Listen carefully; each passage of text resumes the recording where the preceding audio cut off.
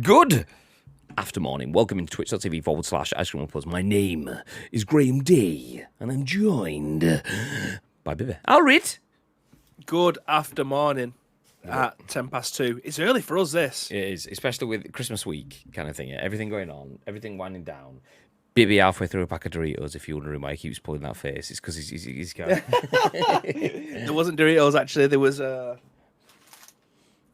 hot sauce blaze. Max Strong. Oh, is that what it was? I just saw good gear then. Saw one like orangey crisp, and I thought, oh, he's eating Doritos. I didn't actually pay that much attention. Yeah. I just saw you doing that. You had that bit where you got like one bit of crisp at the back of your mouth, and you do that. It'll disappear in a minute. I've got a fresh brew right here too, so we'll wash that down. I'm jealous. I've just had another hot chocolate. We were talking about this the other day. Like over the last 3 years, I've probably had 6 to 12 hot chocolates, something like that. Not that many. I used to drink hot chocolate all the time, and then slowly transitioned through hot chocolate into mochas, and then that was it. Coffee was my life. I mean, coffee has been my life for like about 10 years now, kind of thingy. But over the last 3 years, I still drink the hot chocolate here and there, this kind of thingy. But because caffeine in the caffeine level in coffee is obviously high, leaves your throat dry and stuff. I know these last couple of weeks my throat's been proper dry. I've been drinking more hot chocolate, and my God, fucking, I just love it now. That's it. White hot chocolate? Screw that shit. Fuck. They are really good. It tastes like a Milky Bar. Yeah, but a Milky Bar is only good for the length of a Milky Bar. If a Milky Bar was 1.5 times the size of it, then you'd be just like... Yeah, but then you get seconds, don't you? It's like having a duo bar. Do you remember the duos where you get like two Snickers like in a Snickers duo, one wrapper? Yeah, fucking great. Yeah, but that works for a Snickers and that works for a Bounty. But if someone offered me like a Milky Bar duo, I'd be like, can I just have a normal Milky Bar and I'll have another something else instead? Like too much white chocolate is just. Do you know? I ruined it for myself. I used to loved white chocolate, and I went and I bought a big bag full of those like little discs that have got like little fucking hundreds and thousands of bits in, like disco-y things, white chocolate disco, whatever they're called. I mean, obviously it's shit white chocolate. Yeah, as well. I'm about to say they're not official white chocolate, are they? Like if we've got some standards here, Graham, it's like we need to disregard them. It's white chaflet, but even still, that kind of set me on the path. Then it woke my taste buds up and think, do you know what, a Milky Bar is exceptional, but 2 Milky Bars is too much. Yeah. It's like the white mice. I don't like them at all. They're terrible. Couple of them, yeah. Like you wouldn't be able to eat a Milky Bar's worth of white mice without going. One of them, you're like, okay, yeah, nice, whatever. 2 of them, you're like, okay, that's enough. That's enough. No, any more than that. Where are we sitting with the Milky Way crispy roll, though? It's.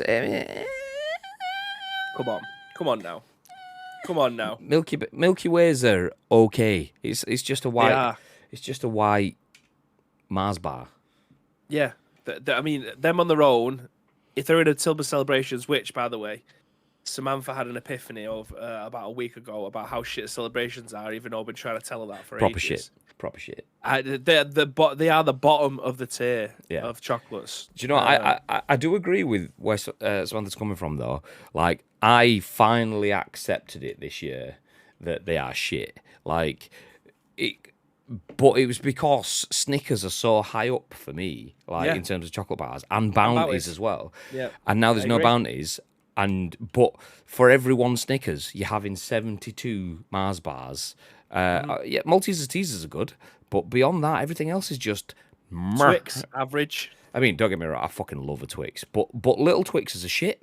They're just soggy, crappy things. The double deckers in Heroes, shit. The ratio is all over the place, and you can't enjoy it. Like a proper double decker, amazing. Like probably top 5 for me. However, get them in the miniature form, it's just not there.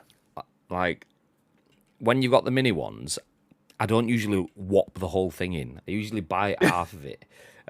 But double deckers, I just throw the whole thing in because if you throw it in, you can trick your mind into thinking, oh, that's like a bite of a double decker. Whereas, like, if you're biting it in half, because the ratios are already wrong, the ratios are halved again. Your brain's just like, this is like a dinky decker. Like.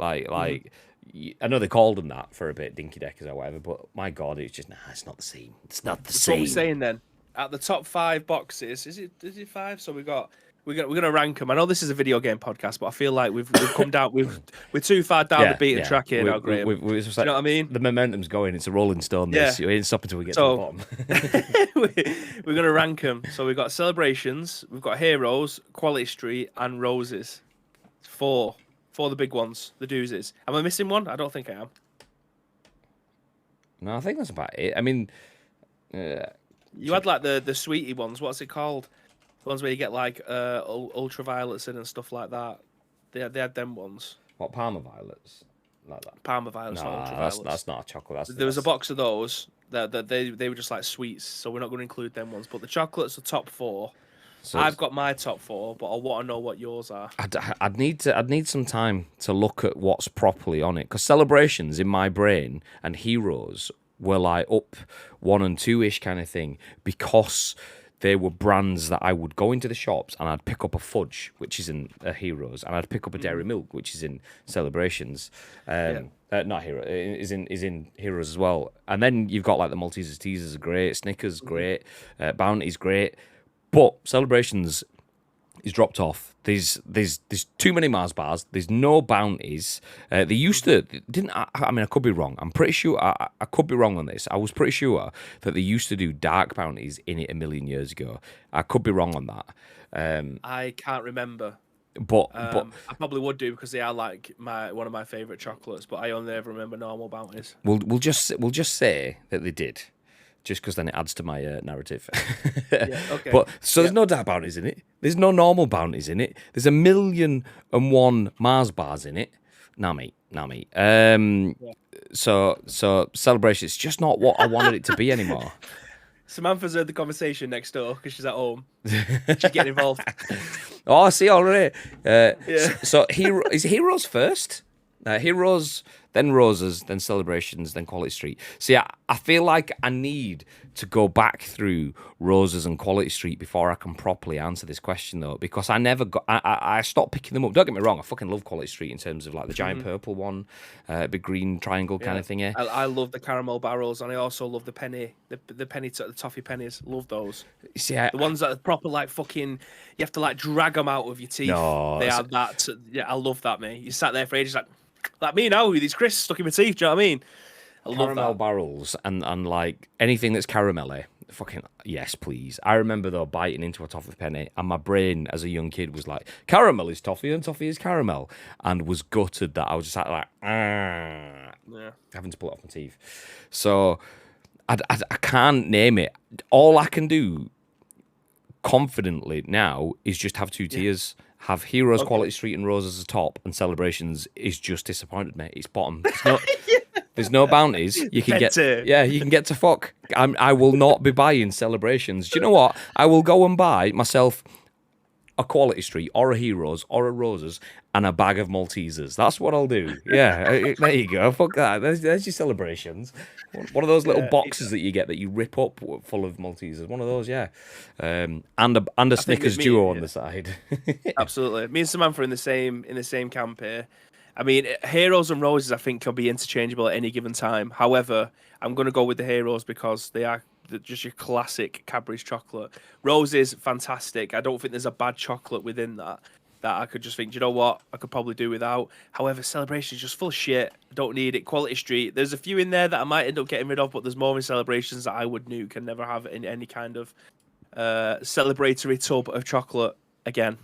But they're a Mars box, aren't they? So you can only put in it what they manufacture, and unfortunately, 50% of the stuff that they manufacture is fucking toilet. Yeah, I mean, Cadbury's chocolate is better than Mars chocolate. Fact. There is no conversation there. Fact. Just looking at Heroes, fudge, world class. Whisper, it's Dairy Milk chocolate with bubbles. Okay, it's Dairy Milk with a different texture. I'll take it. Dairy Milk, nice. Crunchies, I will eat. Not the biggest fan of. I'm not the biggest fan of Crunchies. My favorite chocolate. It's honeycomb for me. Like, I don't mind the flavor, but it's the texture on my teeth. Dinky Deckers, yeah, they're okay, but they're not double deckers. You'll let it slide.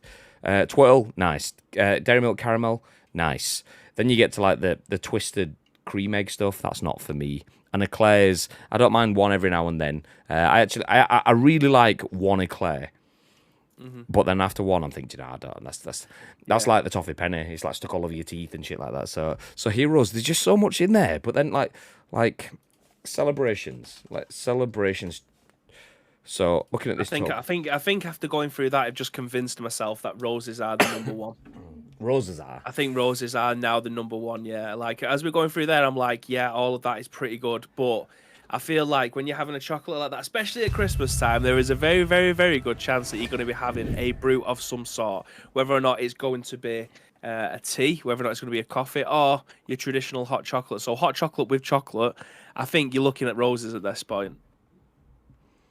I'm gonna have to look at roses in a second. I'm gonna have to bring it up. I've got celebrations on the screen, so I'll just go through them now. Snickers, great, but it's not that good as a small bar. A bit like a double decker. It's not as good, but it's good. Twix, I love a Twix. I love taking two fingers, but that's what she said. But when it's that small, it's just not the same. Mars.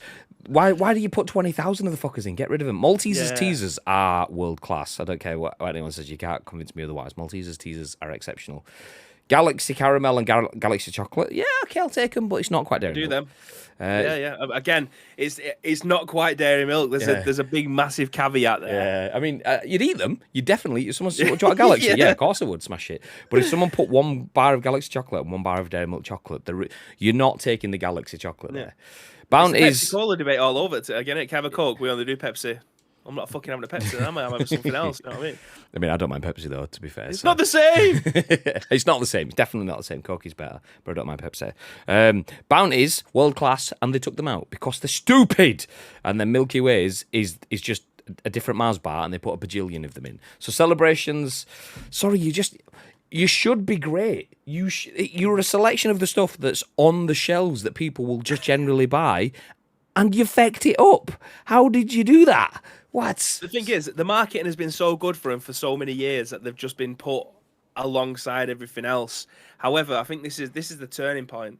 This is the turning point this year where stocks, because of this podcast, is going to go down in celebrations because we are bringing it to you from the streets. Do you know what I mean? We're giving you the facts about the chocolates that you will be hopefully not taking part in this Christmas. And I've seen Precision. He must be on an absolute wedge. He's mentioning Ferrero Rochers. How much fucking money has he got in his pocket? Knee deep in Ferrero Rochers. I've seen the triangle towers are about 15 quid.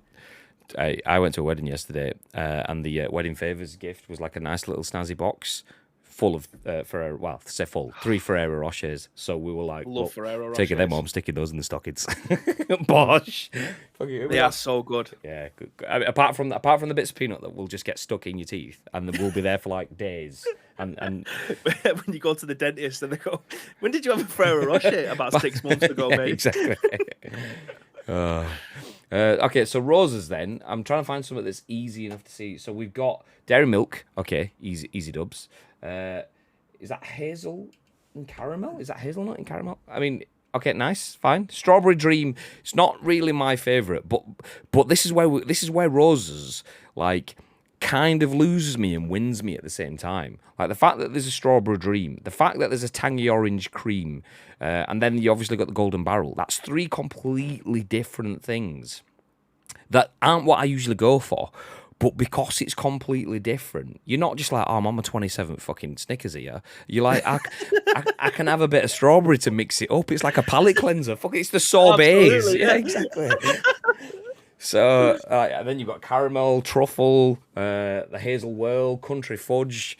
Roses is actually really good. Do you know? Yeah, it's fantastic. As you're talking through it now, you're like, oh my God. Get on top. I've seen Samantha say, is that on the top of the list for today's shopping? Yes. Yes, it is. If it's 2 for £7, get 4. I think I'd still go heroes though. Look, I mean, I don't know. Okay, no, Quality Street. Let's have a. We can't finish the list without having Quality Street. Yeah. Then. So Quality Street has. I mean, partial. Toffee penny. It's a pass. Fantastic. It's a pass from me.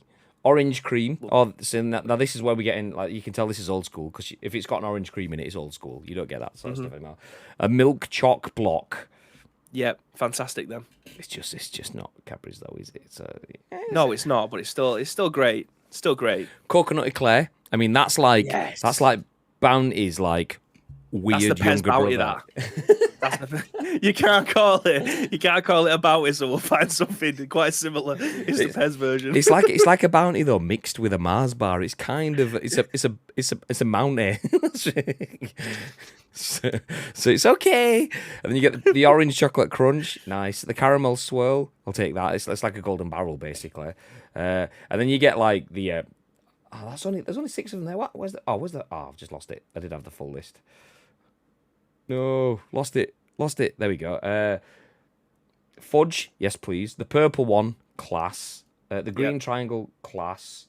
Yeah, love the green grand triangle. I did actually see, I don't know if it was just a blag or anything like that, but there was just someone who had, at some of them, I don't know if you can just buy them, of the green triangle. You know, like they used to do the ones with the purple ones, yeah, like a promotional thing. It was like a full box of just the green triangle. I used to work in a shop that sold like Christmas chocolates and stuff, and there used to be the giant purple one and the giant green one, which was just one big one that you'd buy on its own, instead of like buying a Snickers or something.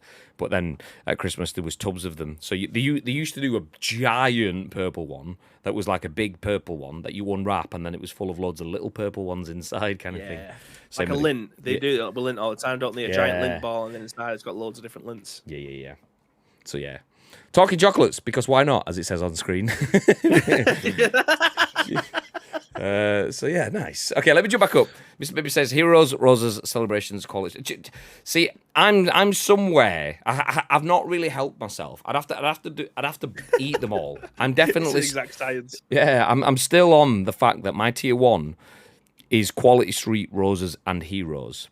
Not in that order, just equilibrium across all 3 of them. Tier 7 is celebrations, and then the 6 tiers in between, or whatever, 5 tiers in between, is just like, it's just disappointment. That's what it is. So you've got 5 levels of disappointment before you drop into celebrations. Like West said it somewhere. I'll scroll back down to catch up to it. He said they've removed the bounties. Yeah, that's it. No point. What's the point? Everything else is just same, but not quite Cadbury's. Get out, mate. Genuinely, I would rather have that shit advent calendar chocolate than what, like half the Kinnerton? stuff that's in celebrations. Kinnerton, that's the ones. Yeah, is that like the one?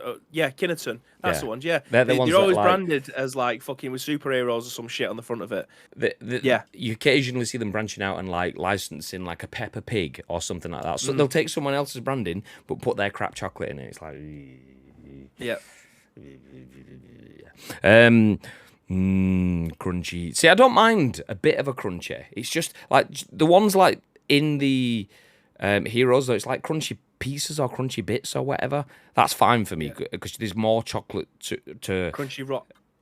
It's just the fact that when I bite into it, I feel like it scrapes up my teeth. No lie, it sends shivers up my spine. I could do a bag of them. They do them in small bags, don't they? Yeah, you know, you can get like dairy milk buttons or little twirls, and stuff like that. Yeah, like do the Crunchy Rock ones easy, no problems. They do them in big bags now for like £3.50, no problems, mate. I'm sitting there and I'm taking it down. I mean, I like crunchy bits, like in terms of like, I will always go for pretzel flips, chocolate covered pretzels, smash. But it's just that it's the texture of honeycomb on my teeth. It's like I can't touch nail file emery board things. Just so nope. Enzo says eclairs are for women. It's a bit extreme, Enzo. I don't think that's going to work as a market, and they tried that with a Yorkie for several years. I'm going to be knee deep in Ferrero Rocher. I can't wait. This is precision. I see what you mean. Honestly, doing well up there, aren't they? Woo! The ambassador. Does it cost of living cheaper up there, or what? Quality Street for the win. Do you know what? Quality Street does have has a great selection though. In terms of like looking at how many options it's got, Quality Street definitely has the best selection. It's just a matter of whether every one of them punches. I don't quite think they do. Like you don't need a toffee penny and a toffee finger. Like that's just like, oh fuck it. Like we've got shitloads of toffee left. What should we do? Let's just make a long one instead. Shape it. Bosh. Yeah, exactly. So that Tetris in there. Just need a long one to go down the middle.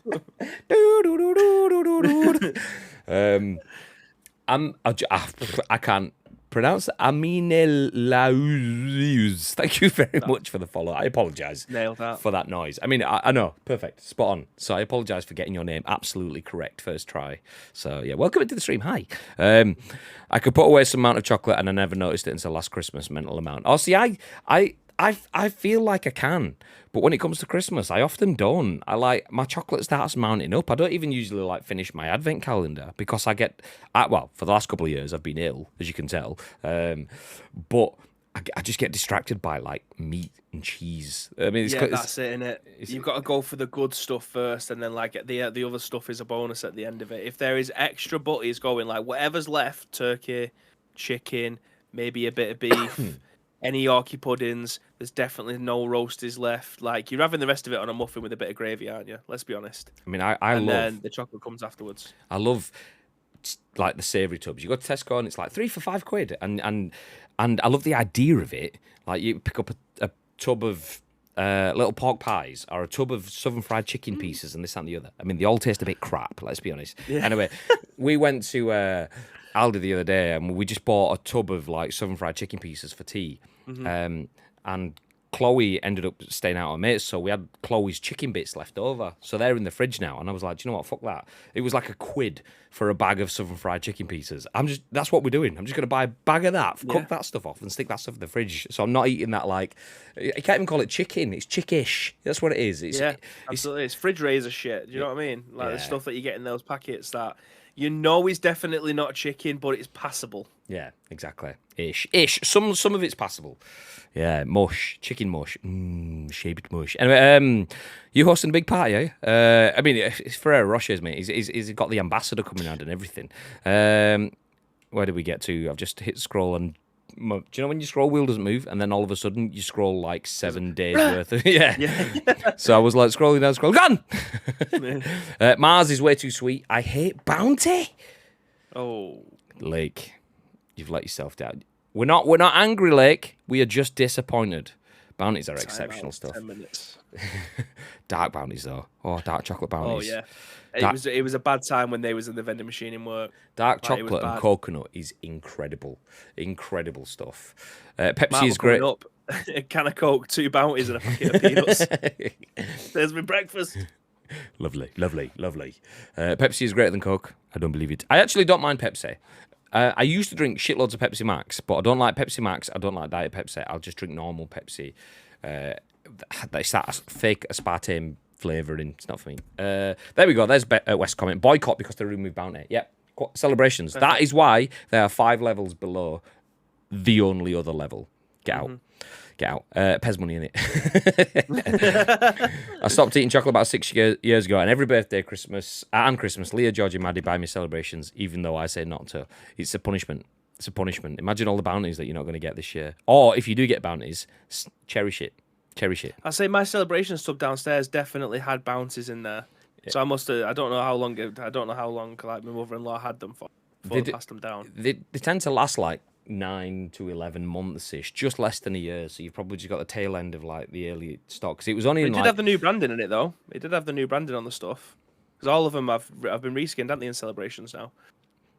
I genuinely, and I hate to see businesses fail, but I genuinely hope they struggle this Christmas and they put the fuckers back in.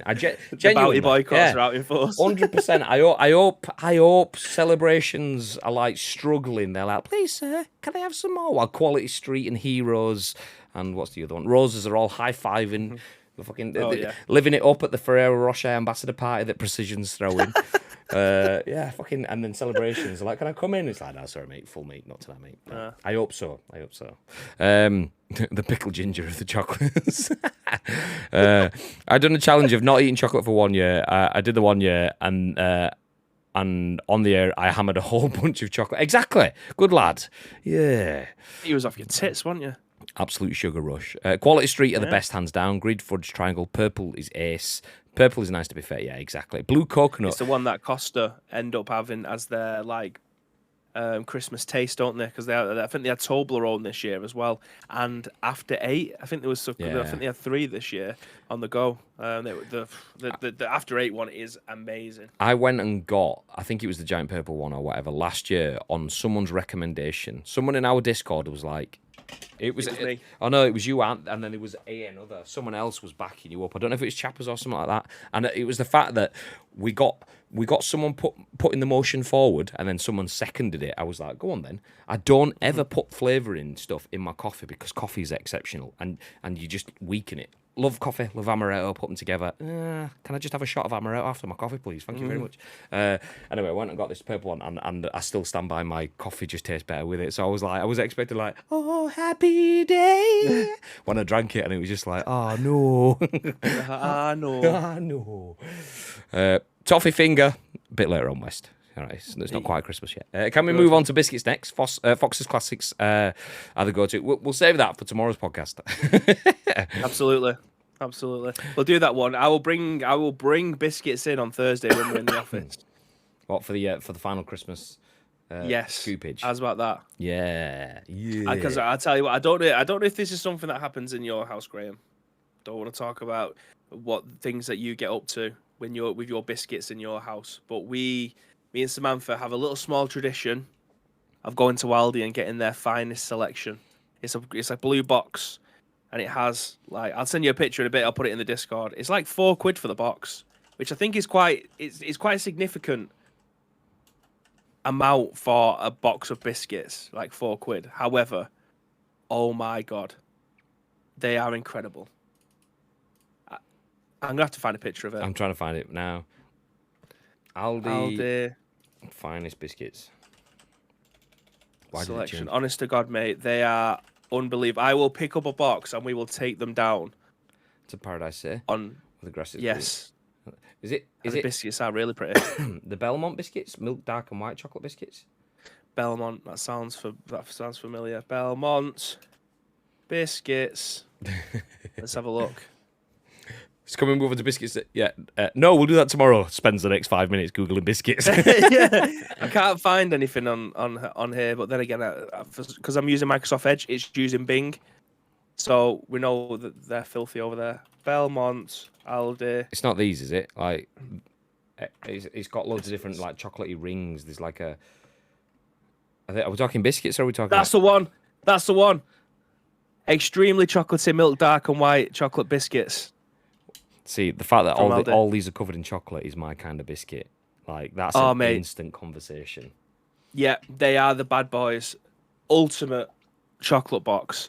Again, they're about £4, which is quite steep.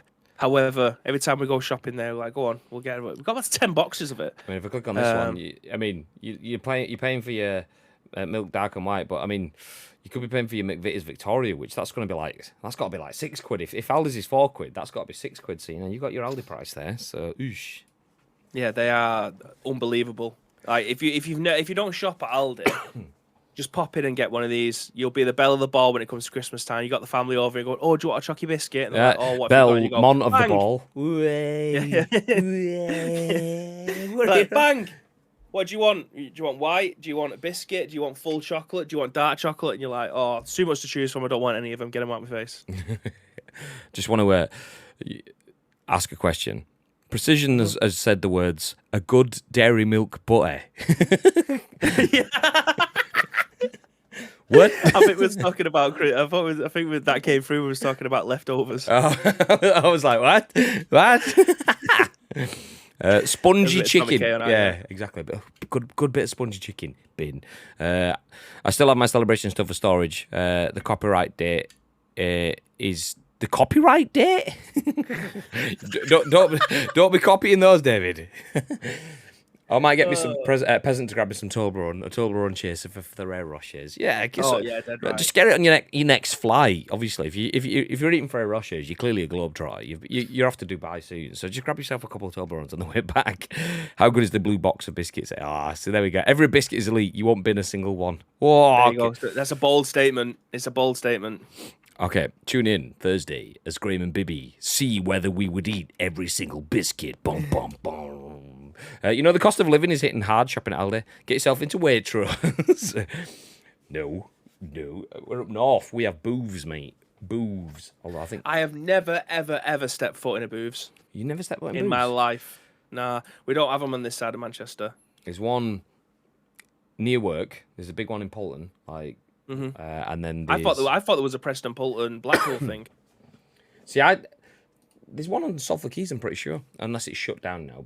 But I sent a picture of that. What's that frozen milkshakey thing that you get in the machines? what are they Frige. called? Yeah, I sent a picture of one of those to you about 6 months ago. That was in the booths thingy on Salford Keys. They class them. It's good. It's good. What the fuck is a booze? A booze is what you drink. We're talking about the booths. Booths. Do you know what? You've never heard of this shop ever? Yeah, I think it's a Lancashire thing. I'd never heard of it from Uddersfield. It's the English Waitrose. It's just that little bit of Lancashire's Waitrose. They're weird round here, wrong side of the Pennines. It's definitely not. It's definitely not on this side of Manchester anyway. On the east side where I am. Anyway, do you know what? We're going to put a pin in all of the chocolate conversations. We're talking chocolates because why not? Just because we're actually talking chocolates. Partially. I mean, we're not talking chocolates because it's kind of a slow news day. We were actually talking chocolates just because the conversation naturally went that way. But it has actually helped because we've been alive for half an hour already, and it is quite a slow news day. So let me jump through the intro before we get into things. If you don't know who we are, as it says on the screen, my name is Graham. This is Bib. We are Ice Cream Uploads, and this is The Scoop, the UK's #1 chocolate biscuit ranking podcast. Also, we talk about video games usually, but still, nice. Over the next, probably about 20 minutes, half an hour or so now, we will be bringing you the biggest, the best, and breaking stories of the world of video games. We'll give you our thoughts and impressions, and we want to hear your thoughts and impressions, plus your thoughts and impressions on our thoughts and impressions. So if you are in the chat, as you have been doing while we've been talking about biscuits, please do feel free to get involved as we go through those stories. And it's important that you do, because this live stream, we are live on twitch.tv/Ice Cream Uploads, where we go live each and every single weekday at 10 a.m. ish. Yeah. So this live stream does get turned into a podcast, a video on YouTube, and an audio podcast on iTunes and Spotify and SoundCloud and Google Play. There is lots of places where over 165,000 people have watched and listened to this podcast on demand. So please do feel free to get involved on behalf of those beautiful people. Before we go any further, a couple of things to mention though. Do not forget that subs get prizes. Subscribers get prizes. Well, one sub does. On the first Monday of every month when we are in the office, we give a prize away. We kind of didn't really do that this month, but we did give it away eventually. Cyborden has claimed the prize, but hasn't claimed the prize yet. So it has been... I was thinking about this. Because he's claimed it, he's technically claimed it. Yeah. Do I have to message him now just to keep on pestering him to give it us? Yeah, so it would be the same thing as like Gagad claimed his FIFA, and we only gave it him about a week and a half ago. So, but that was on us, whereas this is on him. So he has claimed it. He just hasn't actually told us what he wanted yet. So that prize has gone. But we're actually not that far away from the next loot drop. Monday the 2nd is not the day of the loot drop. That is a bank holiday, so it will be Monday the 9th of January. So if anyone that subs to our channel between now and then will be included. So if you want to sub to the channel, feel free to do so. You don't have to, but if you are a sub at 3 p.m. on the 9th, you will be included in that week's loot drop, which we haven't even decided what the prize will be, so we'll sort that at some point in time. As well as that, shout out to the channel sponsors, GT Omega, Insert Coin, Astro. Just type exclamation mark plus any one of those names in the chat, and you can, help yourself to some stuff at discounted rates. Nice. Yeah. Phony says, morning-ish, gents. Seems I missed the really hot topic of chocolate. You did. 30 minutes of intense choc conversation. So you'll have to go back and check it out. You can watch it on demand, though. Nice. On Twitch and YouTube. Yeah, youtube.com/IceCreamUploads. Check it out. All 7 bajillion episodes of The Scoop on there if anyone wants to see it. Anyway, for now, though, we're not going to talk about chocolates. We're going to talk about video games. I'm going to talk about the fact that FIFA is the UK's Christmas #1 for the 10th year in a row.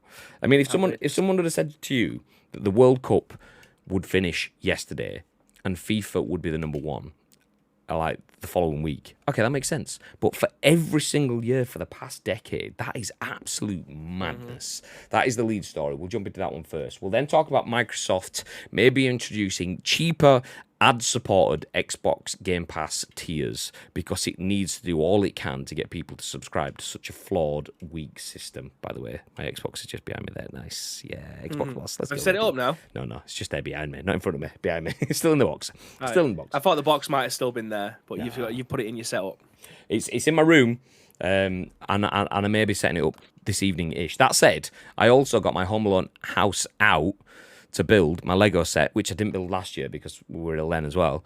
And it's the 19th of December, and it's going to take 8 to 12 hours to build. So I may start building the Lego house this evening instead. So yeah, I will jump on my Xbox at some point in time. I mean, the only thing, I want to play my Xbox. I want to get it set up soon. But the sooner I get the Lego house up, the more time I have it up for Christmas. So yeah, but I mean, like, are you a guy that's the Home Alone house, a significant piece of art in terms of how big it is with Lego bricks? It's a doozy to build. Are you going to be building that in like the kitchen table, or is that something that you've got like a table in the front room that you're going to do it on, or is it something that you're going to do in the bedroom, in your office? probably kitchen table. So the idea was I wanted to get like some footage of it. So I'll probably like to get a video of like the initial box opening, maybe some shots of the packs and stuff, and then probably some progress shots as we go through. So I could like stitch it into a little bit of a video afterwards. So I thought, this room would be cool for that. But there's just no, I need a table or something, so it's definitely going to be a kitchen table job, Yeah.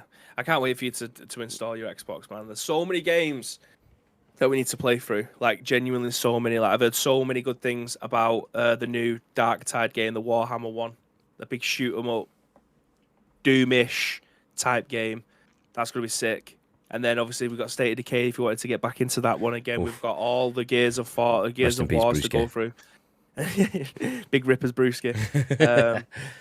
There's so many games that we can get through. Now you've got a native, fully fledged Xbox in your setup. It's going to be great. I think it's going in this corner behind this screen. So PC, PlayStation over there, Xbox over there. Nice. We'll see. We'll see. Okay, after talking about Game Pass, though, we will then talk about Resident Evil Village being free to play.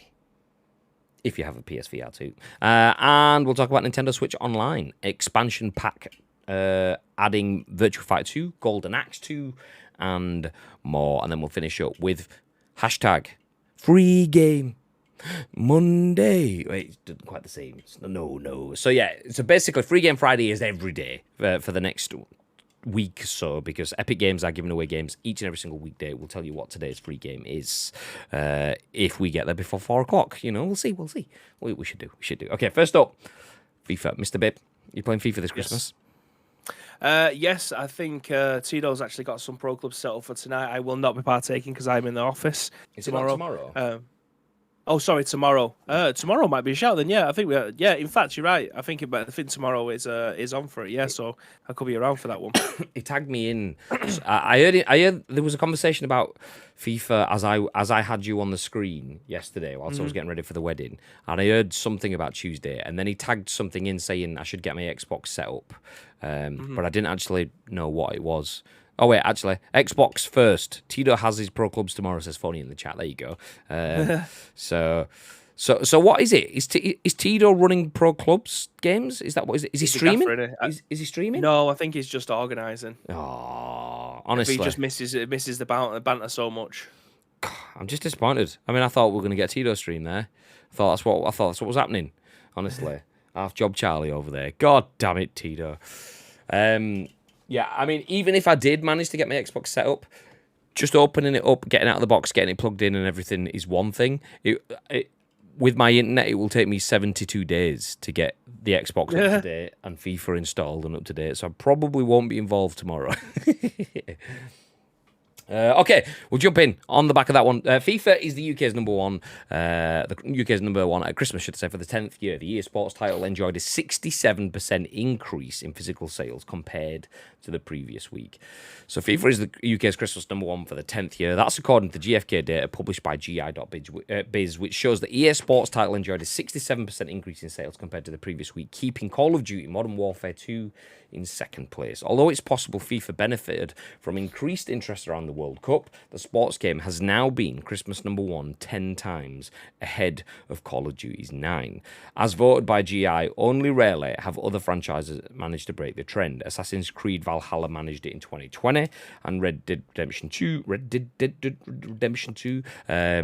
2018. Prior to that, Call of Duty was top 4 for 4 consecutive years. Elsewhere in the chat, last week's number one got... Okay, I must have read that wrong. I think when I said it before, I may have said said it was consecutive years when I was reading the title. I might not have done, but it's not consecutive. But they have had 10 years of Christmas number one. Nice. Elsewhere in the charts, do you know what? We can just look at the chart. FIFA number one. Number two last week. Call of Duty is number two. It was number three last week. And God of War Ragnarok is number three. That was number one. So obviously that one's dropped down and pushed the other two up. Then we've got what you'd kind of expect to see. Often you get a Nintendo mid-pack, and that is a very Nintendo mid-pack. Mario Kart 8, Pokemon Violet, Nintendo Switch Sports, and Pokemon Scarlet. Then we get Crisis Core, Final Fantasy Reunion, Minecraft Switch Edition, and because it's Christmas, why not Just Dance 2023? Oosh. So does that surprise you, babe? FIFA Christmas number one. No, it doesn't. But I feel like there's another side of this argument that hasn't really been put forward for it yet, with the fact that FIFA has had a massive discount over like the last 2 weeks, where you could pick it up for like 12 quid. Which is obviously going to boost a hell of a lot of sales, whether or not it's people. I mean, that was being bought digitally through the stores, whether or not people are savvy enough who may have bought consoles for their kids for Christmas and thought, do you know what, if I log in now, I'll be able to go and buy that for the kids. So when they open it up on Christmas Day, obviously the physical games nowadays, they exist, but people tend to not go and buy them unless they're ordering them through Amazon. It's a lot of the general public probably don't go into game all that often anymore. But it was like £13 to be able to buy, which is making them a hell of a lot of money, considering that is such a low barrier of entry for a brand new FIFA game. And I'm saying brand new; it's been out like 3 or 4 months, but that's still brand new in the fact that we've just had the World Cup. Like football hasn't been hotter in the last 4 years, and it technically has done now because the World Cup is the World Cup. It's not the Euros. It's not the Copa Americas. It's not any other. It's not the Nations League or anything like that. It's the World Cup where the entire world want to get a hold and digest as much football content as they potentially can. So that, I think, played a massive, massive part in this being the Christmas number one this year. Like, if you're going to be buying a game for your partner, for your kids, or anything like that, then £13 for the most universal sport in the world, or Call of Duty for 60 quid. You're probably gonna, if you're saving money, you're probably gonna go for the FIFA, aren't you? So yeah, I think that played an even bigger part of there's a World Cup on, but the fact that it was £13 is outrageous. Yeah, it's for a like FIFA game. it's like storming not storming a teacup, a perfect storm sort of thing in that sort of sense. Like some years, you've got FIFA and you've got Call of Duty. They both release every year, and depending on who you are, it's either your game of choice or same stuff, just repackaged. Some years FIFA's better, some years Call of Duty's better. But with how successful Call of Duty Modern Warfare 2, Warzone 2 has been so far, you could easily be believed in thinking, okay, well, that one is just going to stroll to Christmas number one. But it's the bits outside, like you say, the mega discount. Getting a lot of people's game of the year in FIFA for 13 quid, plus the World Cup happening right up until 1 week before Christmas, plus obviously Christmas needing to buy new products. People are probably getting their hands on PS5s for the first time. Yeah, absolute perfect storm for FIFA there. 67% increase. That is monumental. Obviously, FIFA and Call of Duty will both have had a big increase, but 67% week on week is massive. It won't be sustained, but they're not bothered. They've got the quids. I mean, nowadays, I know this is going against everything that in terms of what we talk about having first party games as your console sellers, but nowadays, if you've got a good internet connection on Christmas Day, the games that you're probably buying consoles for, you've got Warzone free to play, Fortnite free to play, eFootball if you wanted a football game on Christmas Day, that's free to play, PUBG. or you can pick up FIFA at the time for £13 if you wanted a military shooter. PUBG, like the launch day lineups.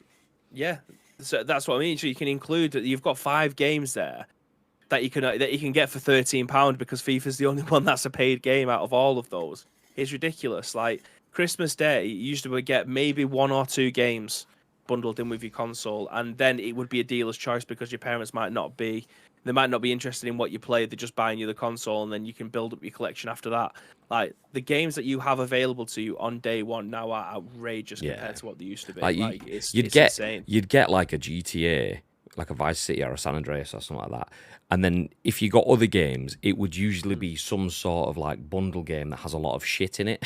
It's like, oh great, look at all these games that I'm potentially not gonna. Do you know what? We'll play 16 hours straight of GTA, then we'll turn it off because we're getting a bit tired of it, and then we'll play 3 minutes of that game. We'll go back into GTA because we want to play that again. Whereas now, like you say, you don't have to leave. You don't have to spend any money. It's like, oh there's your either your Game Pass, or even you don't even need Game Pass for most of these games. You don't need Xbox subscriptions or PlayStation subscriptions for most of these games because they're free to play. Just log on, play it, fill your boots. Job's good. But I mean, like even if you just bought an Xbox Series X and you wanted to spend, you'd never bought it before, you want to use your quid for your first 3 months of Xbox Game Pass. It's honestly the possibilities nowadays. I'm not really in an envious situation because I am able to buy my own consoles now and be able to play what I want when I want. Again, very generous position that we and we're getting a lot of games given to us to either review, talk about, blah blah blah. So we're in a very privileged position with that fact. But the fact nowadays that you're able to have all of these games to hand versus 20 years ago when you're getting your PlayStation 2 and you might end up getting the Bouncer or Gran Turismo A spec with Gran Turismo 3 or something like that, and then you'd have to wait for your birthday or Christmas, the following Christmas, to be able to try and boost up your collection of games, or if you've got a little part-time job delivering newspapers or whatever it may be, it'll take you a long time to be able to build up your collection. And nowadays you've got AAA games available that are free to play right off the bat. It's amazing. It's an amazing time to be getting involved with the video game world if you've been away for a while. Well, it's a good tangent there into the next story. I'll jump into this one by Vikki Blake at Eurogamer. It says Microsoft may be introducing cheaper ads-supported Xbox Game Pass tiers. So not only do you have the world of games at your fingertips, but now it could be even cheaper. So you don't even have to leave the house on Christmas Day. You get your Xbox, set it up, get access to Game Pass, but it could be even cheaper. The tagline is, would you pay for it? Well, let's find out. It looks like Microsoft is considering introducing cheaper ad-supported tiers of its Xbox Game Pass. That's according to a survey Microsoft recently circulated to players, inviting views about the current Xbox Game Pass subscription and querying if we'd be willing to accept adverts if the subscription payment was lower. An unsourced screenshot written in Spanish and shared on Reset Era via VGC alleges that Microsoft is surveying players and exploring a tier-like system similar to that of Ubisoft Plus and Sony's PS Plus by inviting them to consider hypothetical subscriptions. The hypothetical family plan looks to be offering the full benefits of the current Xbox Game Pass service for 5 users across consoles and PC for €22 a month, whilst the €3 plan would essentially give a single individual an Xbox Live Gold-like plan that delays access to Microsoft's first-party games for 6 months after release and would run adverts before you play a game from the Xbox Game Pass library. In case you missed it, Xbox addressed its conspicuous absence. Oh, do you know what about that Game Awards stuff? Go away. Xbox Game Pass is, I want to say around £15 a month for Ultimate and stuff like that. It's in that sort of region. But they could be looking at something that will bring the price down. I think it's about 10, 11 quid for standard Game Pass. They're looking at €3 now a month. But you have delays to the first party titles for 6 months, and you would get adverts popping up before you played each Game Pass game. What are your thoughts on that, babe? I think it comes at a cost. That's the whole point €3, of it. mate. So I don't know. I feel like I'd pay to not have the adverts. I'd rather to pay to have the full experience. Like it does this now with Amazon Prime. I don't know if you've seen it. Have you got a Fire Stick in your house? No. Right. So there's something on the Fire Sticks nowadays, and it's probably an app that you can get on your whatever smart TV you've got or whatever. But I think it's called Freevee. So it's free TV, so you can watch Hell's Kitchen, or we watch a lot of like Gordon Ramsay stuff because I absolutely love him. But there's stuff on there that even though you've got an Amazon subscription too, if it's not on Amazon Prime, there's this app on there called Freeview that you can watch these things, but they have adverts like you would do on normal TV. And I'm fairly certain this is something that Netflix was going to be doing as well. They would offer you a a significant discount on your subscription if they could advertise to you, because advertising is worth more than your... already has that in place now. Yeah. Right, yeah. So their advertisers to them are worth more than your money. They're worth more than your £15 a month if you're going to be paying for the 4K version of it, or your £8 a month if you're watching on one account. It's worth way more than that. So if they can say, okay, on your account, if you want ads, it's £3, but then they'll be getting, rather than the difference of what your original cost used to be, they'll be getting 2 times, 3 times more than that from the people who want to advertise to you.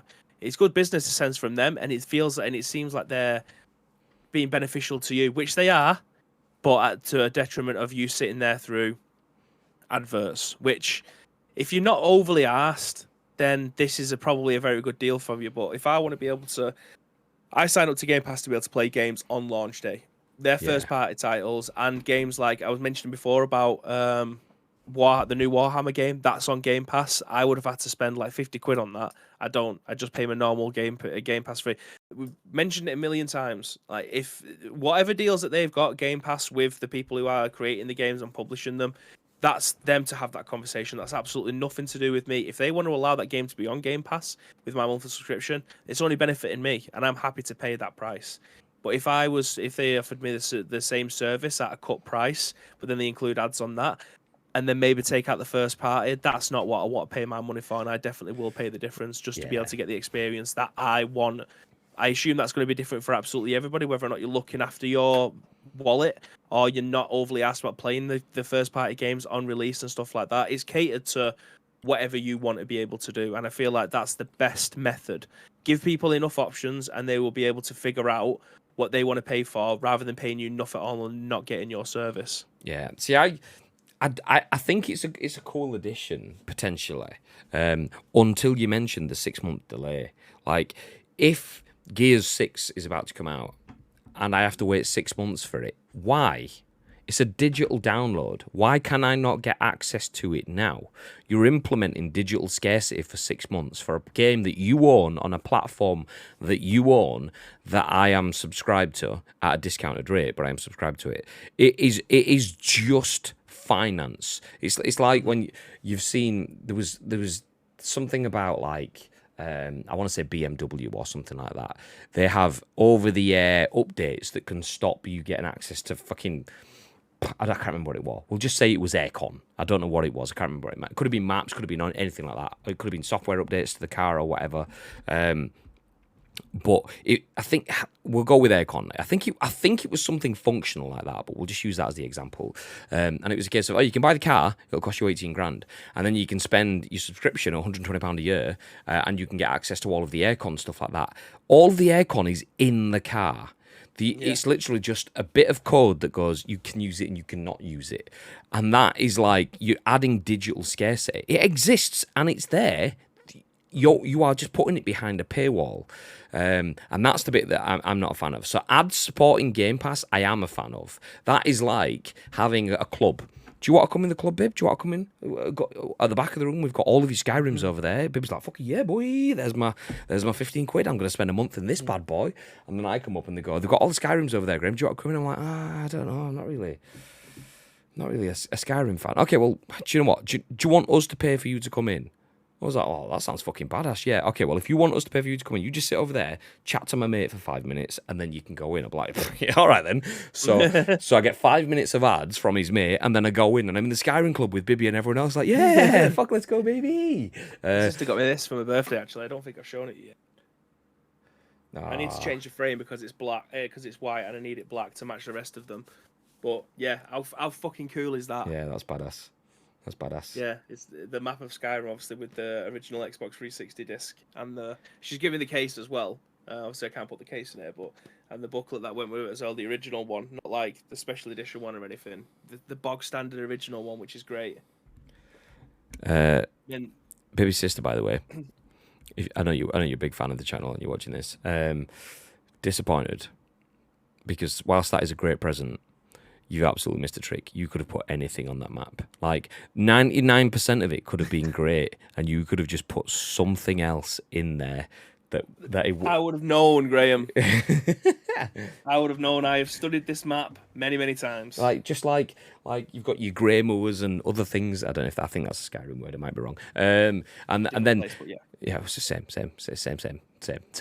But then they could have just been one place called like Bibby is a Wiener or something like that. See, I'm looking at it now, thinking, do you know what she might have done because I've not studied it properly. You got me second guessing here now. Oh, there's Solitude. There's Dawnstar. Winterhold. So yeah, while Bibby catches up on the map, I ad supporting Game Pass is fine for me. Same way ad supporting Netflix is fine for me.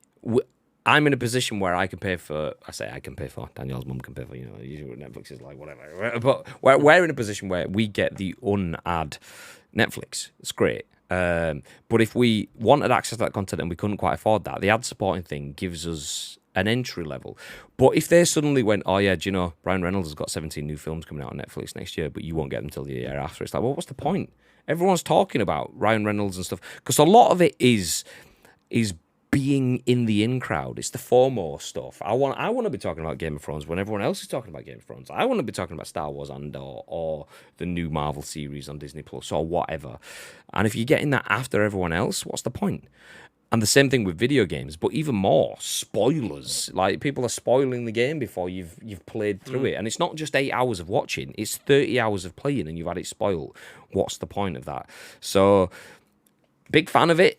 Just to throw out as well, a reminder that this is only a survey that they're throwing out to see what people would feel comfortable with. My element, Xbox, we know you're listening, you're big fans, always watching this. That's why we have the Xbox boss emote, because Phil Spencer's always sat there like, let's go. Can't say my job role most of the time, but job's good. But yeah, ad supporting, making people watch ads before they play games, that's fine by me. You're enabling someone else to have their experience paid for by an outside advertiser. It's just, it's modern life, fine. But delaying stuff, adding digital scarce to it, nah, not a fan of that. I would happily have you eat that stuff into the sun. Put an extra euro on the price if that's the case, so that people can play games day and day one. That is the beauty of Game Pass. You get games day and day one. Mm-hmm. If you're adding ads in and delaying stuff, you are watering down what makes Game Pass so valuable, to the point where it's just it's a shit opt-in system. It's not a viable alternative. It's a shit alternative. You know what it ends up being? PS PlayStation Plus. Premium. Exactly. Yeah, that's what it ends up being. Unfortunately, you can get all of the gumph, but you can't get any of the stuff that you want to play. Fact. Absolute fact. Yeah. Oh, yeah. Do you want to play PlayStation first-party games? Okay, wait 12 to 18 months after they've been out. That's what it is, though. That is what it is. PlayStation Plus, I pay for the functions of being able to play online. That's all I pay for. Yeah, I get the free games every month, which I usually download, very rarely play. I do have things like the PlayStation Plus collection, which I've played some of those and so on. But I don't see it as a subscription to a games library. It is not that, because it's day and day irrelevant. Xbox Game Pass, which I have a code for when I finally set up my Xbox, is a different concept mentally. I know that it's not just Xbox Live. It is all of the games. And if things are day and day out of the way, then you are weakening that. I'm just an Xbox Live user. And it even mentions that within this article, an Xbox Gold-like plan. And that's what it is.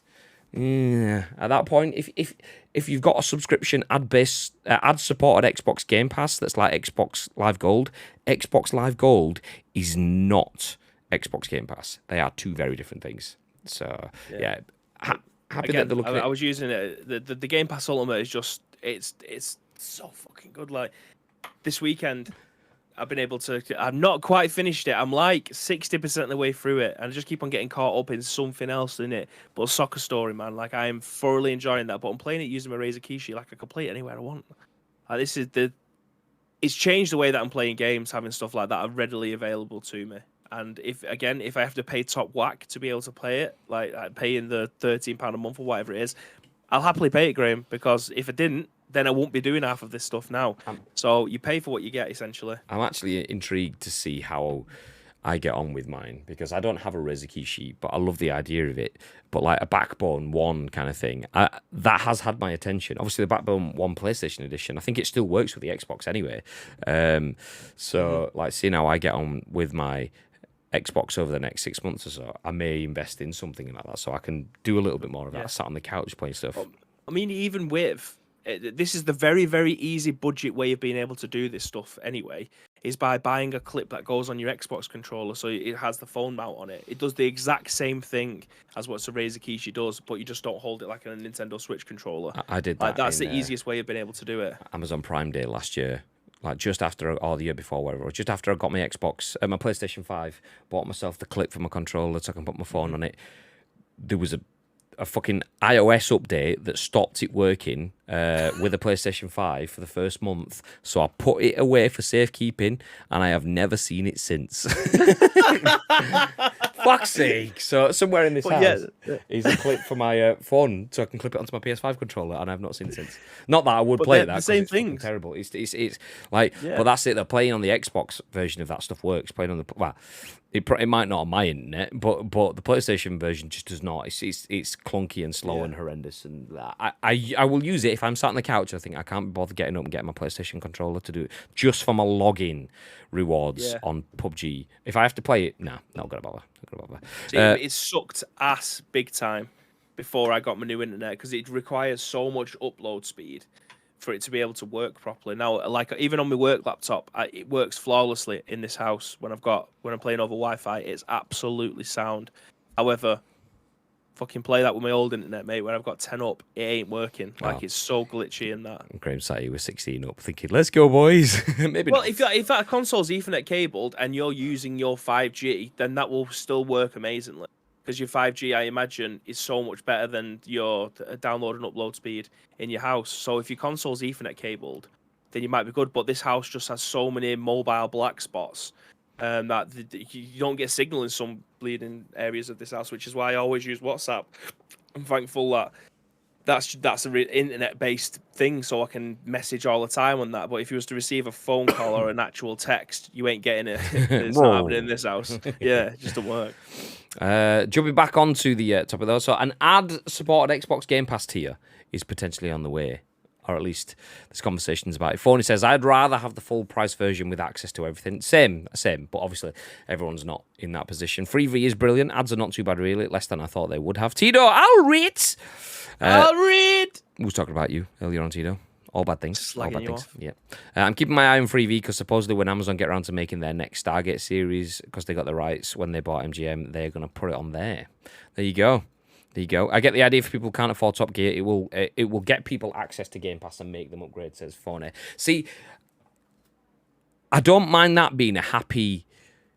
What's the word? Not a happy coincidence. I don't mind that being like a next step.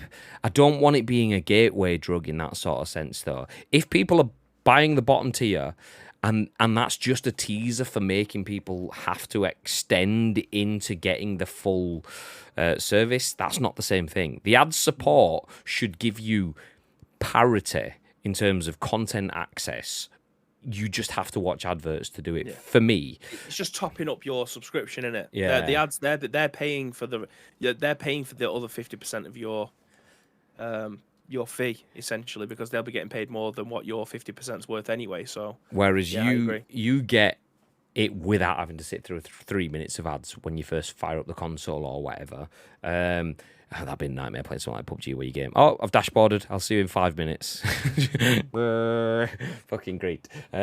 So, but it is though. If it's a case of people are in a financial situation where they think, "Do you know what, these ads are pissing me off, I will happily get rid of them now. I can afford it, jobs are good," and then that's fine. I'm happy enough with that. But if it's a case of if they only give you a bit and they don't quite give you it all, and to get it all, you have to pay the extra. I don't like that sort of setup then, because what's the point in having the ad support? You are getting funding from me and from someone else, and I'm still not getting the full service. The ads are there to pay for the bit that I'm not paying for, not for you to take all the parts of it away from me. And that I think is it. You get you get second-class citizens. I mean, it's already a second-class service, but to treat someone as a second-class citizen, not a fan of that. I mean, there's certain ways where it can be acceptable, like there might be certain non-primary, non-core games or services or whatever that might be added on top of it. Like the way PS Plus does it, for me, is quite backwards in the fact that I'm not that interested in the retro-y stuff.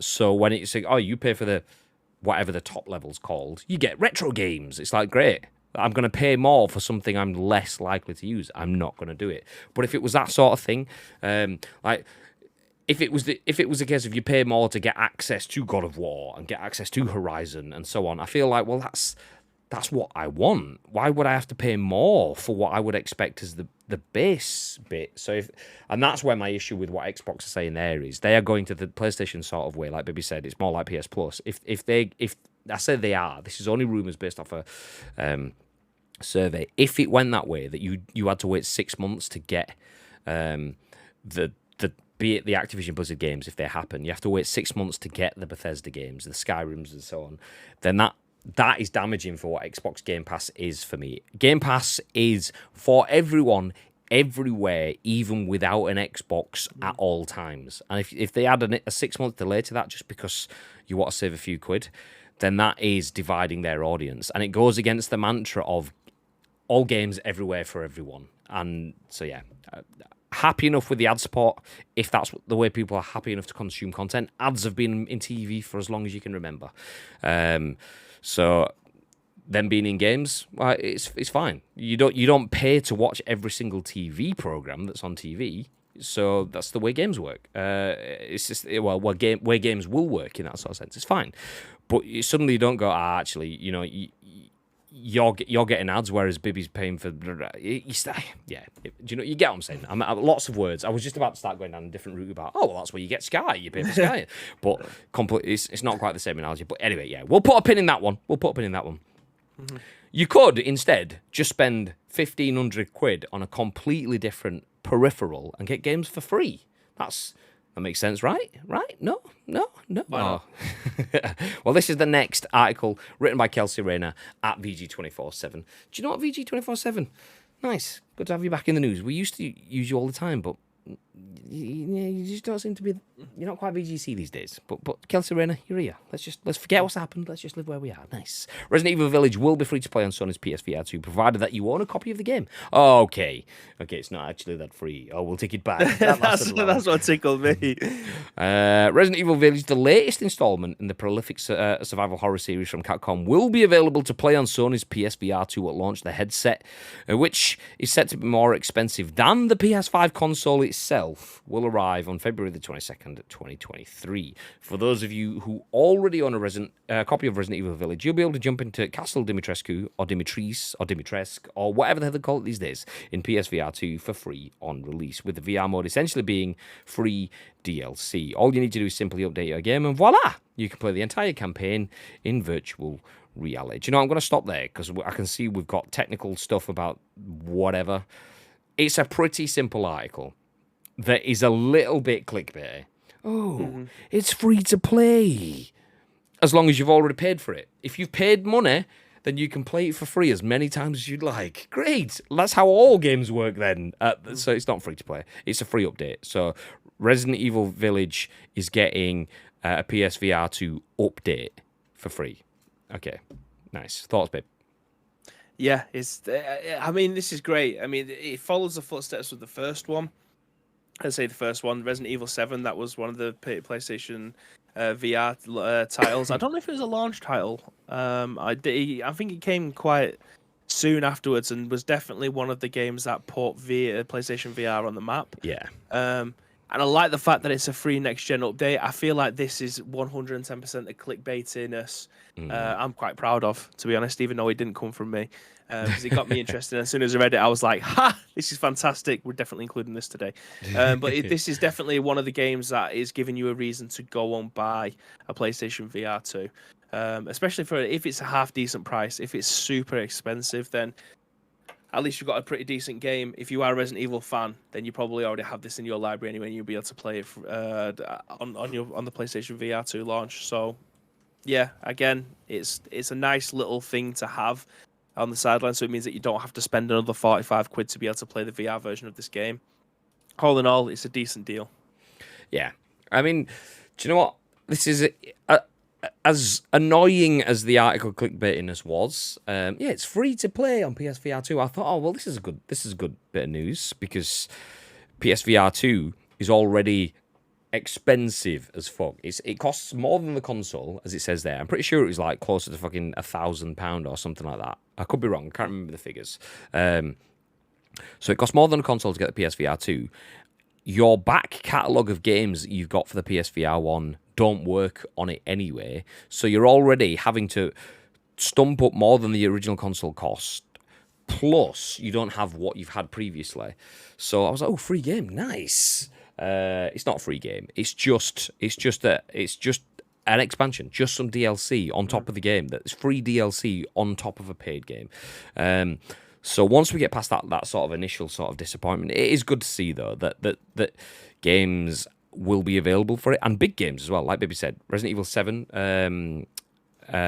And was it Kitchen or was that something else? The Kitchen was like a demo for VR. It was classed as being not necessarily a Resident Evil game. I think it was a tech demo, but it was in the same universe. So like those two definitely, like you say, they put it on the map, PSVR, in terms of this has some really good legitimate experiences. Maybe not Half-Life Alyx legitimizing, but definitely in terms of the console, the PlayStation VR market, definitely market leading. So having that come along and having it as a free to play extra for those that already own it is nice. Obviously, worst case scenario, you have to go out and buy Resident Evil, which will have dropped in price anyway. So it's you're probably paying for a game that came out last year. The same sort of price as you would be for a brand new VR game. Unless VR games are suddenly gone from like 25, 30 quid to 60, 70 quid. If that's the case, you'll be paying half the price of a normal VR game. You'll get access to a full game and you'll get a market-leading VR experience, which is quite cool. It's the whole cost thing still, though. Just annoys me. Like David says, semi-free game. Monday. Yeah. Well, my blue screened. What I would suggest you do, my advice is to, if you can find this game anywhere for a very, very cheap price, I'd just buy the base level of this game. You could probably get it for about 15 quid now. Because I can pretty much guarantee when you go through the PlayStation Store when this game when the peripherals come out, that the price is probably going to go skyrocket again because they know you're going to want to buy it to be able to play it in VR. So my suggestion would be find the cheapest price for this now. I did this with Skyrim Special Edition, so I could upgrade to Anniversary Edition for like £5. I did it with The Witcher for like £3. I bought The Witcher like 3-4 months ago, knowing that this month was coming. £3 got The Witcher. Yep. It's probably that is my biggest advice. Go and get it if you're interested in playing it in VR. Get it for the cheapest price, and you'll get this for free. About 15 quid, I reckon you could pick it up for. Yeah. PS Plus Extra says Tito. Are you a story back? Is that what it is? Okay, we'll move ahead from that one. So it's not free, but it's a free upgrade for those that already have it. And do you know what? If you are interested in PSVR, I'm conscious that I sound negative when I this. It's because I'm disappointed with how expensive it is going to be. I love the idea, and I want to get into VR gaming. And console VR is going to be the most mainstream version. You're not going to need PCs. You're not going to need all this, that, and the other. So if we can get wireless, great, latency-free console gaming that's not super expensive, VR becomes a thing. And I feel like, okay, we're getting there hardware-wise, but hardware versus costs, they're not meeting up. It's gone the wrong way. Rather than trying to price it, like consoles cost. How do I put it? They don't cost enough. If you look at how much it costs you for a new piece of hardware for your living room, home electronics, be that a TV or a sound system or whatever, how much a console does, it is super cheap. And that's the reason why video games are such an immersive and widely accepted medium, is because the market demands the price to be low. But then you've got things like smartphones, where the market has allowed the price to go up to 1,200 quid every year for a brand new phone. And VR, rather than trying to get into the console home electronics market, has gone more towards fad tech. And it's going into the 1,200, 1,500 quid for VR stuff. And that's why I'm disappointed in it. So I love the idea of VR. I just want it to be something that we're going to be buying games for it. We're going to be buying Game Pass subscriptions or PS Plus extra premium essential ultra version subscriptions, or whatever the fuck it's called. Offset the cost with those, rather than just taking 1,500 quid off me this year and then 1,500 quid next year and 1,500 quid the year after for incremental upgrades. Not interested in that stuff. Anyway, okay, back in the room. I'm always behind, says Tito. It's because you hate gravy. Nice. I'm in the realm of how I feel about 3D. How I feel about 3D films. It's a gimmick because games don't know how to do properly. There's only a few games that are proper VR games and not just shoehorned into a VR format. Other than Phantasmagoria, I don't know. I can make a proper. Another proper full VR game. I mean, I've spoken to VR devs that have said similar sort of things. Like, they've made some great VR games, but commercially, there's not enough people out there. You can't name another VR. I was going to say, I did read the make bit, but I thought he's not a dev. He didn't mean that. I meant something else. Nice. Okay. Yeah, devs out there have said, okay, I've made a bespoke VR game, but nobody knew what it was. Whereas I took a game that people know what it was and just put VR on the end of it, and it sells 10 times as much because people recognize the IP. And that will continue to be a problem for VR until VR is a proper established system. You get Half-Life Alyx, which is a purpose-built VR game, but using an existing IP. Or you get a Resident Evil Village, or you get a Resident Evil Kitchen, or Resident Evil 7, using existing IPs to launch it. But not enough for doing that because there's not enough install base. The cost to get into it is too high. And that's where we've got this sort of like awkward dance where you've got the likes of Capcom that are trying to push it along, but then you've got the likes of PlayStation going, actually, do you know what? We don't want to push it along. We would like you to fund it along, yeah, it's a bit awkward. It's a bit awkward. Anyway, do you know what? We'll put a pin in that. We'll move ahead though. One more article that we're going to fly through before we jump into a quick wrap up at the end. Nintendo Switch Online Plus expansion packs adds Virtua Fighter 2, Golden Axe 2, and more. So the beat 'em up, Alien Storm, and line clearing puzzler columns are also playable on Nintendo Switch for expansion pack subscribers. Do you know what? We don't have much time. I've just realised how much we're over, so I'll just leave this on the screen for now. So there you can see Alien Storm, columns, Golden Axe 2, Virtua Fighter 2. If you've got Nintendo Switch and you want a few extra games, there you go. Expansion pack available online now. Does that tickle your fancy, babe? It does. Columns and Golden Axe 2. Any of the Golden Axes, really. Got a massive affinity to those. Playing those with my granddad when I was younger. So yeah, I'm definitely. I mean, I might even take my Switch around to my granddad's this Christmas just so we can get back in playing them again, because they are genuinely the games that I grew up playing. Like Columns was on. I can never remember what they're called. It was like the triple pack. Yeah, there was three games. Super Hang On, Columns, and was it like Italian 90 or something like that? Something like that. See, Columns was always the one. Like, I'd spent hours on it and I was watching it, but it was never me playing it. And because I wanted the action of the other games, it was always like, say, one of my aunts or my cousins or someone that would play Columns, and when Columns was on, it meant that I wasn't playing on the Mega Drive.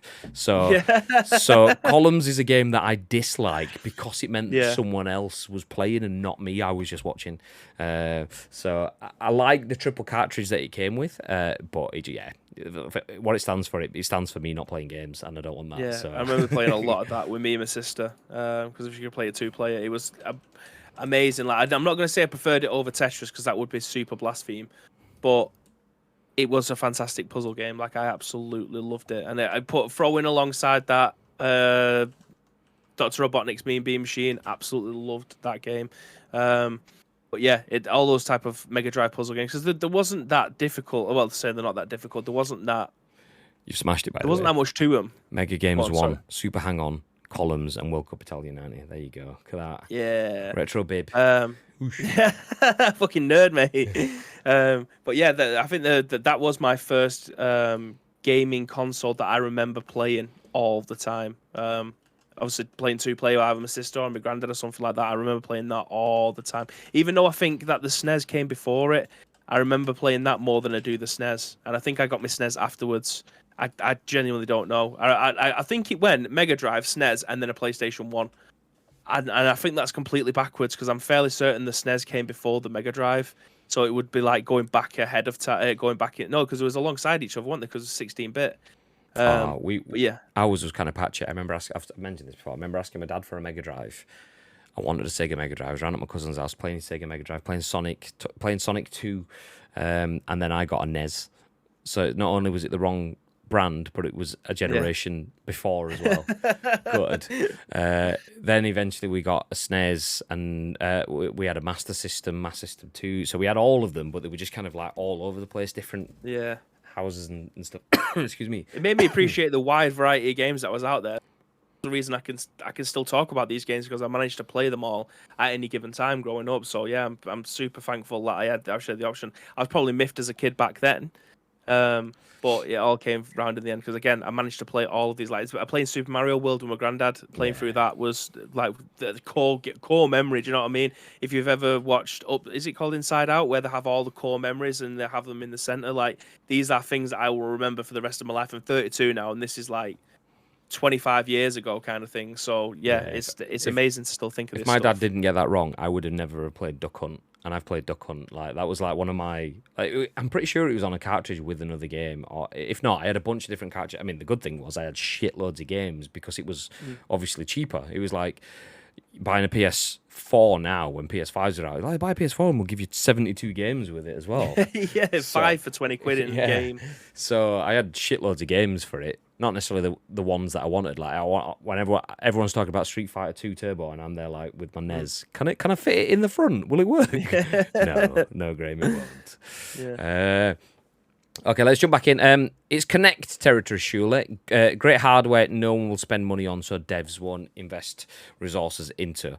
Same thing with the PSP, the PS Vita. Great hardware that nobody will invest into. The thing is, though, is hardware that has been successful like that has had a lot of investment up front, either from cost cutting or from supporting. And PlayStation is doing a lot of R&D. PlayStation is spending a lot on the VR side of things, but the issue is it's almost like they're spending a lot on R&D. They're spending a lot to assist developers in creating content for that game, but they also don't want to be out of pocket. So rather than lowering the price of the hardware to allow people to get into it, they're going, okay, well, we'll make the money back on the hardware.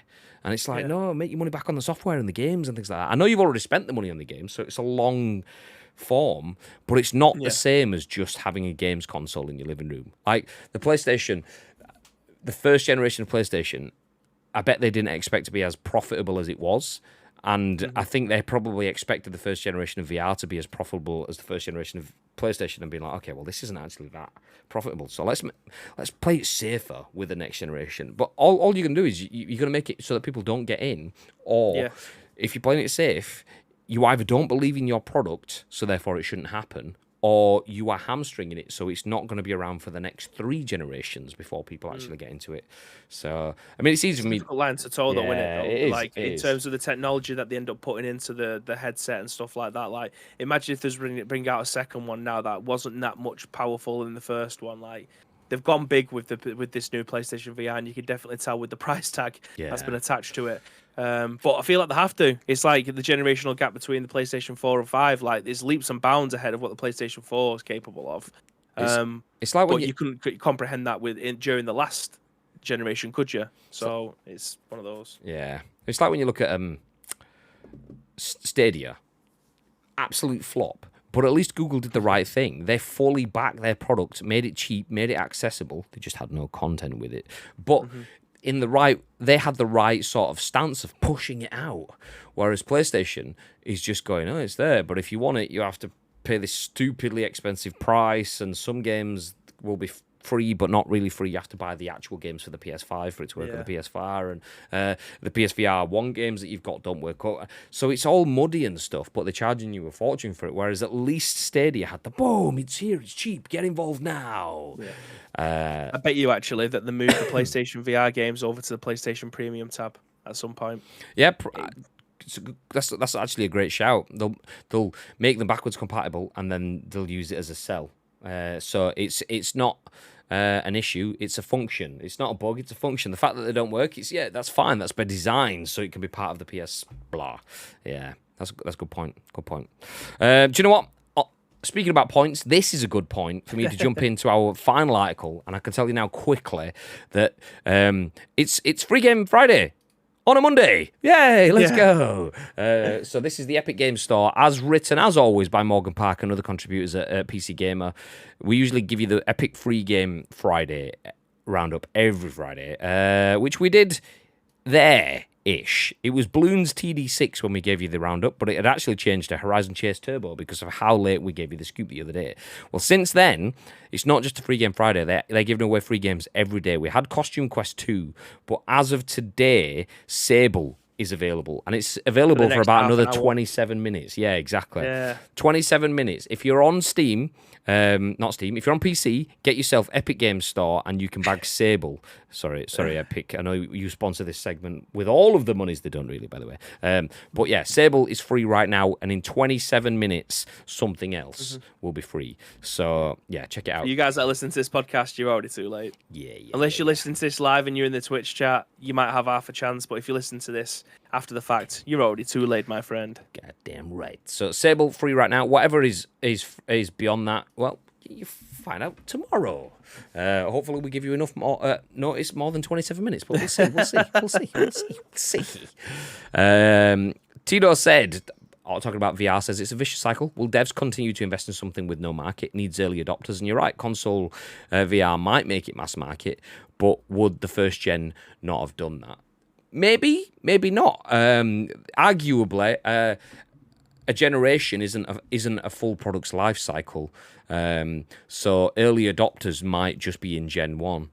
Usually you want your full consumer life cycle to be within a generation. So you get your early adopters, which then start bringing people over, and then you get the full market saturation and stuff like that within a generation. Mm-hmm. Sometimes products take multiple generations of the product iterations to get those cycles through, but like you're saying, it is a vicious cycle. They need to spend to get devs to invest time, and if they're spending and devs are investing time creating titles, so we've got good hardware at accessible prices with lots of content, people will come and invest in that, and then that's when it starts to pay it back. But there's a lot that needs to be done before it pays for its own way. You need the three elements.